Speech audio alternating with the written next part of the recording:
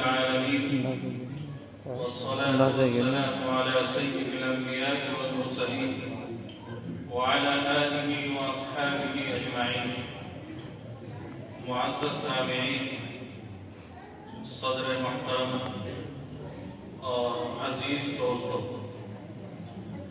ایسی مجلس جس میں ملک کے نامور علماء اور صلاحہ موجود ہوں، کچھ گفتگو کرنا، اظہار رائے کرنا یہ اور لبکشائی کرنا بالکل ہی غیر مناسب سا ہے، لیکن بڑوں کے سامنے اظہار رائے کی جرأت اس لیے کر رہا ہوں کہ اگر کوئی بات اصلاح کی ہوئی تو میری اصلاح ہو جائے گی. جس فن کے اندر ہمارے ساتھیوں نے قدم رکھا ہے، یعنی فقہ اور افتاء جو شعبہ حضرات نے کیا ہے، یہ انتہائی نازک ہے، اس لیے کہ شرعی رہنمائی کرنا، لوگوں کو صحیح مسئلہ بتانا، یہ انتہائی نازک فن ہے. اگر ذرا سی کچھ مسٹیک ہو گئی، کچھ غلطی ہو گئی تو اس کا گناہ بتانے والے کے سر بھی جائے گا. لہذا ہم نے جو کچھ پڑھا ہے، ہمیں اپنے پڑھنے کے اندر کوالٹی پیدا کرنی ہوگی. ہمیں اپنے کردار کے اندر، گفتار کے اندر، اپنے علم کے اندر اب جو زمانہ ہے وہ کوالٹی جاننے کا ہے. آپ کے اندر کیا کوالٹی ہے؟ ہم لوگ کیا کرتے ہیں کہ جب تک ہمیں مسئلے مسائل کا علم نہیں تھا اور ہم نے پڑھنا شروع نہیں کیا تھا تو ہم ظہر کے اندر بھی 12 رکعتیں پڑھتے تھے اور عصر کے اندر بھی 8 رکعتیں پڑھ لیا کرتے تھے.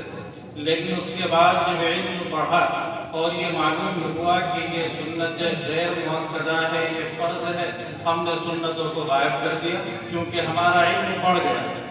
اس کے بعد تھوڑا سا اور علم پڑھا تو پتہ چلا کہ یہ نفل ہے، اس کی بھی ضرورت نہیں ہے، ہم نے اس کو بھی ہٹا دیا. اس کے بعد تھوڑا سا اور مزید علم پڑھا تو ہمیں یہ پتہ چلا کہ نماز میں اگر ہم اتنی مقدار پڑھ لیں گے تو نماز ہو جائے گی، لہذا ہم نے اس کو پڑھ کر بقیہ کو چھوڑ دیا. اسی طریقے سے ہمیں یہ معلوم ہوا کہ التحیات کے بقدر اگر ہم پڑھتے ہیں تو نماز ہو جائے گی، درود شریف اتنا زیادہ ضروری نہیں، اس کو ہم چھوڑ دیتے. تو علم ہمارا جو بڑھ رہا ہے، اس علم کا تقاضا یہ تھا کہ ہمارے اندر کوالٹی پیدا ہونی چاہیے تھی. ایکسپیرینس سے ہمارے اندر نماز میں جی لگنا چاہیے تھا، 2 رکعت اور مزید پڑھنی چاہیے تھی، لیکن ہمارے عمل کے اندر کمی آتی چاہیے. تو یہ علم مقبول نہیں. علم اللہ کے یہاں قبول وہی ہے کہ جو کچھ ہم نے پڑھا ہے وہ ہماری زندگی کے اندر آنا چاہیے. دوسرے جو فرقے آج کل پھیل رہے ہیں، میں جہاں تک سمجھتا ہوں کہ ایک آدمی جو اپنے آپ کو شکیل کہہ رہا ہے، لوگ اس کے پیچھے پڑ رہے ہیں. کیوں؟ اس نے ضرور ظاہر میں ایسا کیا ہوگا کہ میں بہت نیک ہوں، اس نے اپنے آپ کو تہجد گزار ثابت کیا ہوگا، اس نے اپنی داڑھی کو بڑھایا ہوگا، اسی لیے تو لوگ اس کے پیچھے ہوں گے. ہم لوگ اپنی داڑھی کو کٹا کر یہ سوچنے لگے کہ ہم مظاہر علوم کے اندر ہیں، لوگ ہماری بات مانیں گے نہیں، ہماری شکلیں دیکھیں گے، ہمارے کردار کو دیکھیں گے، ہمارے گفتار کو دیکھیں گے، ہمارے اٹھنے بیٹھنے کو دیکھیں گے. تو ہمیں اپنا کردار، ہمارا اپنا انداز، اپنی کوالیفیکیشن اس طریقے کی رکھنی چاہیے کہ لوگ ہمارے سے متاثر ہوں اور ہمارے سے چیزیں معلوم کریں. لوگ ہمارے پاس مسئلے پوچھنے کے لیے آتے ہیں تو ہم کنی کاٹنے لگتے ہیں چونکہ مسائل ہمیں معلوم نہیں ہیں. لوگ اگر ہمارے پاس مسئلے پوچھنے کے لیے آ رہے ہیں تو ہم ان کو سیٹسفائی کریں کہ کوئی بات نہیں، میں تحقیق کر کے آپ کو بتاؤں گا. اس کو دوبارہ فون کرنے کی ضرورت نہ پڑے، آپ خود اس کو فون کر کے بتائیں. اس لیے کہ ایک انجان آدمی آپ کے پاس آیا ہے، اگر آپ نے صحیح رہنمائی نہیں کی تو دوسرے کے پاس جائے گا. خیر، ہم نے جو کچھ پڑھا ہے، دارالفتاء میں کہہ رہا تھا کہ بہت زیادہ نازک فن ہے. ہمیں اس میں جتنی زیادہ اپنے اندر کوالٹی پیدا کرنے کی کوشش کریں گے، جتنی زیادہ ہم محنت کریں گے، یہ ایک بہت بڑا سمندر ہے. اس سمندر کے اندر ہم جتنا غوطہ لگائیں گے اتنا آگے ہمیں موتی ملتے رہیں گے. بقدر القدر تکتسب المعالی من طلب العلا سہر اللیالی. کہ ہم جتنی محنت کرتے رہیں گے اتنے ہم آگے بڑھتے رہیں گے۔ ہمیں یہ یاد رکھنا چاہیے کہ زندگی میں اگر ہم کہیں جاتے ہیں تو جو کام ہمیں پہچان سے ملتا ہے اس میں پائیداری کبھی نہیں ہوتی۔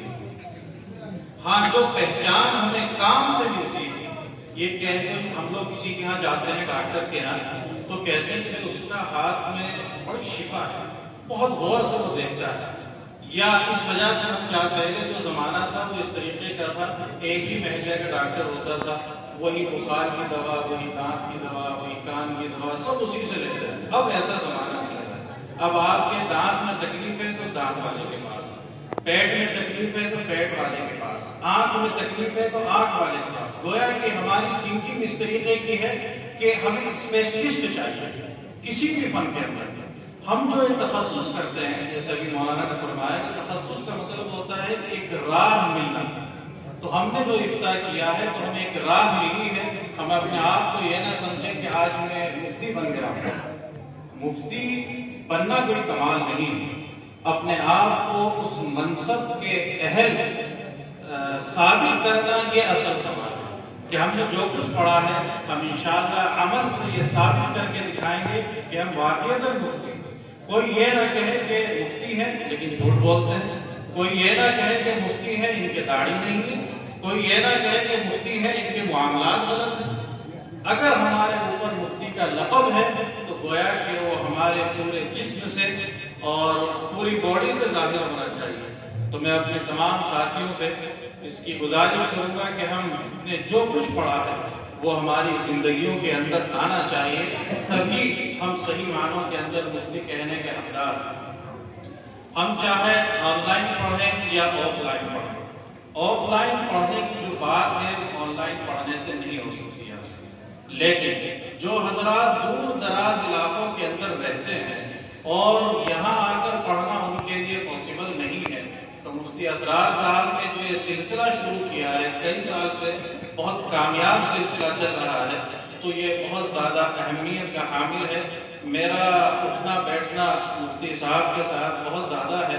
ان کا جو نظام الاوقات ہے، کاموں کی ایک سیٹنگ ہے، کس وقت اٹھنا ہے، کس وقت یہ کام کرنا ہے، کس وقت تفسیر کرنی ہے، کس وقت جانا ہے، یہ نظام الاوقات اگر اس طریقے سے ہر ایک آدمی مرتب کر لے اور بنا لے تو میں سمجھتا ہوں کہ زندگی کے اندر اس کو کامیابی ضرور ملے گی۔ محنت ضروری ہے، کامیابی محنت مانگتی ہے۔ جو لوگ دوسرے لوگ ترقی آج کر رہے ہیں، غیر لوگ، ہمارے دماغ میں آتا ہے کہ یار ہم لوگ مسلمان ہیں، نمازیں ہم پڑھتے ہیں، سجدے ہم کرتے ہیں، زکوٰۃ ہم دیتے ہیں، یہ غیر ویسے آگے بڑھتے جا رہے، نہ نماز پڑھتے، نہ اللہ کو مانتے، نہ اس کی عبادت کرتے۔ تو اللہ تعالیٰ نے دنیا کا جو نظام بنایا ہے، دنیا دار الاسباب ہے، یہاں کا ضابطہ دنیا کا یہ ہے کہ من جد وجد، جو محنت کرے گا اسے ملے گا، چاہے وہ ہندو ہو مسلمان ہو، کوئی فرق نہیں۔ جس نے محنت کی اسے پھل ملنا ہے، کوئی بھی ہو۔ آخرت کا معاملہ الگ ہے، مسلمان کے لیے جنت ہے، کافروں کے لیے جہنم ہے، لیکن دنیا میں ہم چاہے کچھ بھی ہو ہمیں محنت کرنی ہوگی۔ اللہ تعالیٰ ہم سب کو محنت کرنے کی توفیق عطا فرمائے۔